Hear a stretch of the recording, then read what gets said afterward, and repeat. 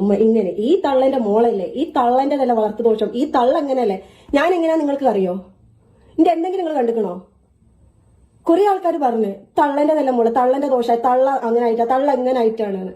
എന്തിനാണ് ഞാൻ ചോദിക്കങ്ങട്ട്, എന്തിനാ?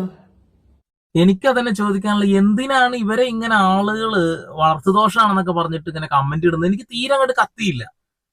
പിന്നെ ഞാനിവിടെ വീഡിയോ ഒക്കെ മുഴുവൻ കണ്ടപ്പോ കുറെയൊക്കെ എന്തൊക്കെയോ അവിടെ ഇവിടെ ഒക്കെ കിടക്കുന്നതായിട്ട് തോന്നിട്ടോ, അത്രേ ഉള്ളൂ. പൂർണ്ണമായിട്ടും ഞാൻ ആ കമന്റ് ഇടുന്ന ആളുകളോട് യോജിക്കുന്നില്ല.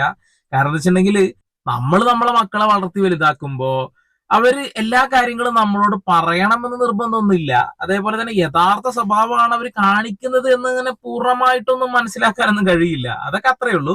പക്ഷെ എന്നാലും എല്ലാം ഈ ഒരു തള്ളയുടെ തലയിലേക്ക് കൊണ്ടുവെക്കുന്നു എന്ന രീതിയിലുള്ള ഡയലോഗ്, അത് എനിക്കും ഉമ്മച്ചി പറഞ്ഞ പോലെ തോന്നി. എന്തായാലും ഉമ്മച്ചിക്ക് പറയാനുള്ള കുറച്ച് കാര്യങ്ങളുണ്ട്, ഒന്ന് കേൾക്കാം.